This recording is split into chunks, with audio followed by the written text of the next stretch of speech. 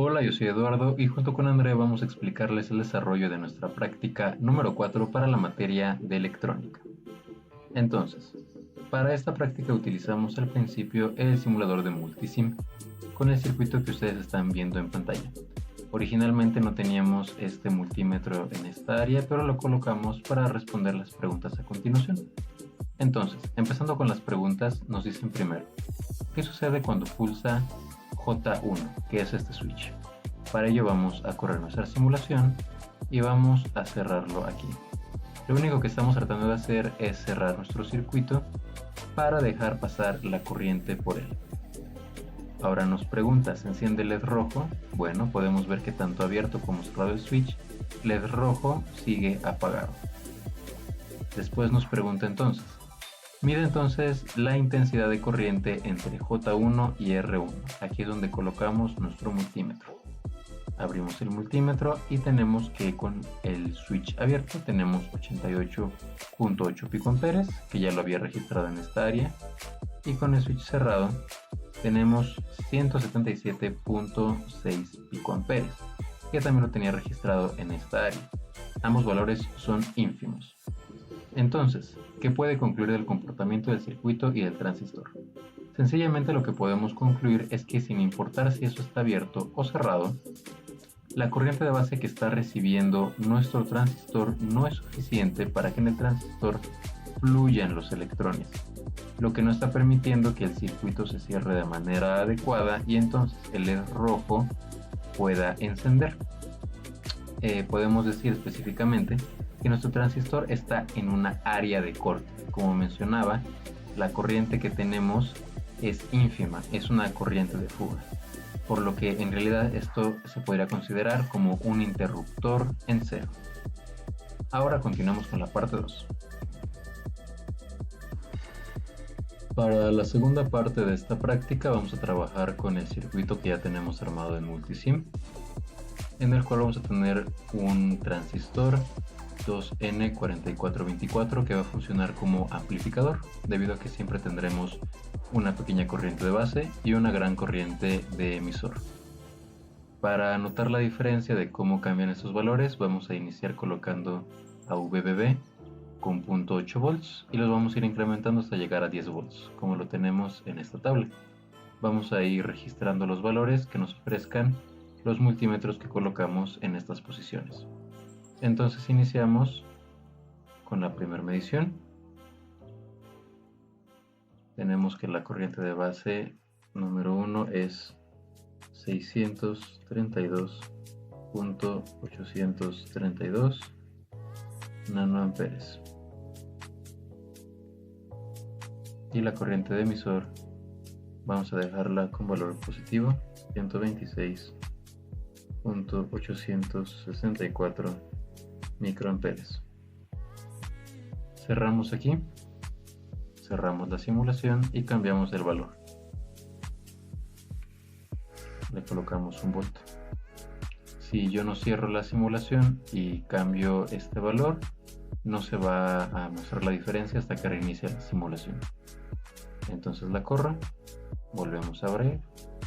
Ahora tendremos en la corriente de base 1.174,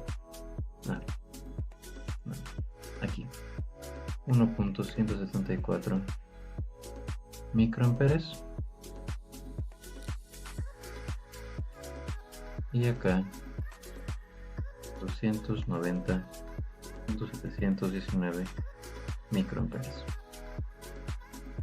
Vamos a seguir haciendo el mismo proceso con los valores que tenemos. Ahora, por ejemplo, con 2 voltios.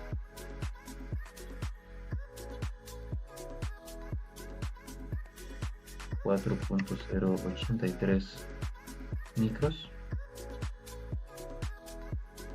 contra 1.325 milis. Como podemos ver, realmente hay una gran diferencia, debido a que aquí tenemos micros, aquí ya tenemos milis. Entonces continuamos con el experimento.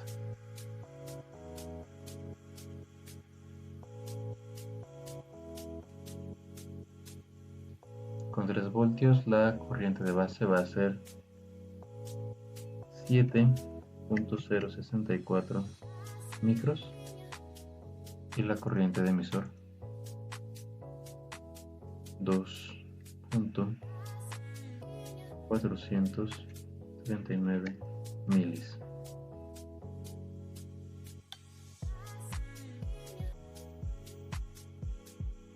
Ahora con 4.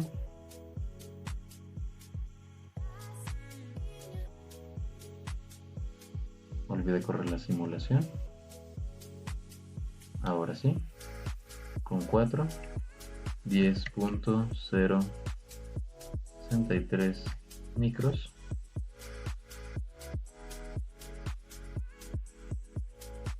Y 3.552 milis. Cerramos. Ahora vamos a colocar 5. Estamos casi por terminar.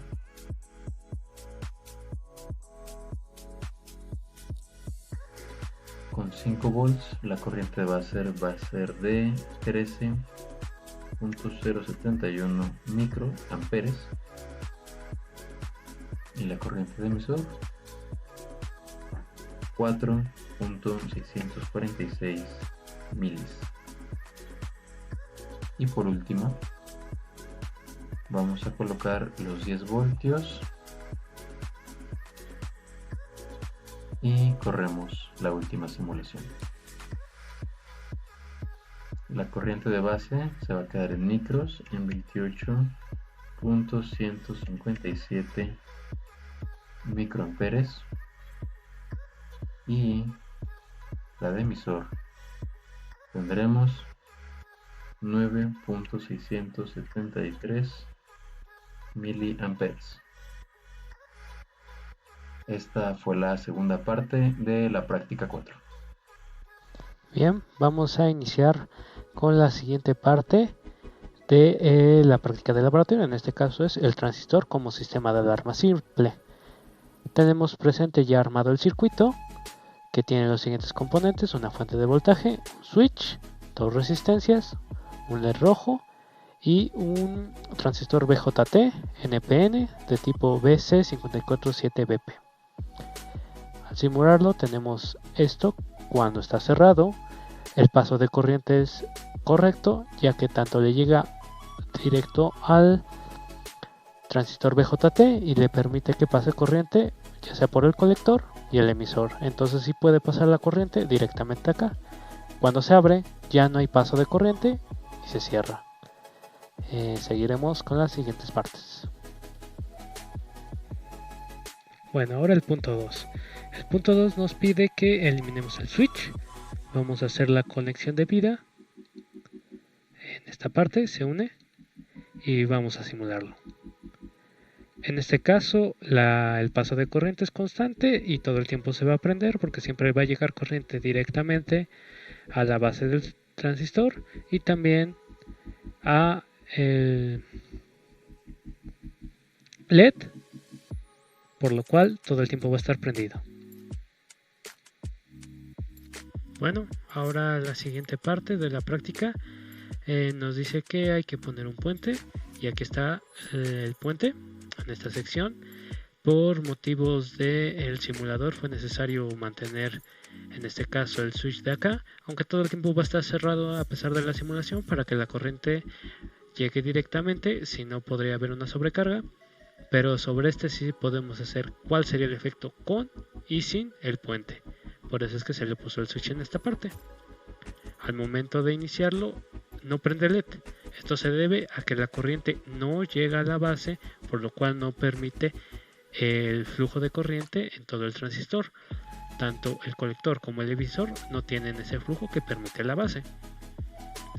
Debido a esto es que llega directo de nuevo a la fuente de corriente, pero si se abre ya prende, pero como es un circuito completamente cerrado llega acorde y directamente, no se va a apagar en ningún momento a menos que volvamos a activar el puente. Ahora ya volvemos al circuito original y acá tenemos su funcionamiento como estaba anteriormente, pero también le podemos agregar de nuevo el switch y va a funcionar. el funcionamiento de este circuito, como se dijo en el título, puede ser como una alarma. En este caso, ya sea que se active el paso de corriente por un switch en esta parte, que esté conectado directo a la fuente, o que sea otro caso ideal, que con el puente evitemos, en este caso, cuando el puente sea presionado, si se cierre, digamos una puerta, no se va a activar la alarma, pero cuando esté abierta se va a activar la alarma. Perfectamente funcionaría de esta forma. Ahora haremos la última parte de la práctica, que es secuenciador de LEDs con transistores. En este caso ya tenemos el circuito armado, que como se puede apreciar son dos LEDs que se van a activar en secuencia. Lo vamos a probar y efectivamente funciona. Se prende uno y luego se prende el otro, por lo cual está correcto. Acá se puede observar como el circuito está armado, de que cada transistor BJT está conectado a dos resistencias de distintos valores y a un capacitor. Y aparte de eso, tenemos la fuente de voltaje que va a alimentar a todo el circuito. Ahora, para la última parte vamos a conectar el multímetro para poder apreciar cómo funciona el transistor BJT en esto. En este caso, como nos pide, vamos a conectarlo directamente al capacitor, el más a la derecha, que al fin y al cabo tiene conexiones con los dos.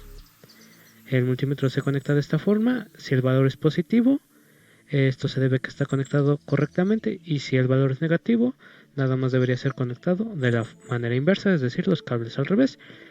Vamos a ver qué pasa. En este caso inicia en 0, 2.55 y luego 5.064 establecido.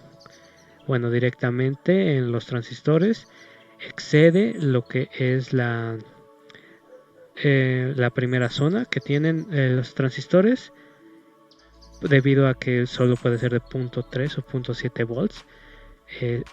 Está en la zona también activa. Ya en la datasheet se puede observar esto, que puede tolerar voltajes hasta de 25, 30, dependiendo de igual la conexión. Entonces aquí está funcionando como un amplificador. Como el capacitor también puede dar cierta cantidad de voltaje, este mismo es amplificado por el transistor para que sí se pueda pasar directo al emisor o colector y pueda encender el LED en distintos momentos.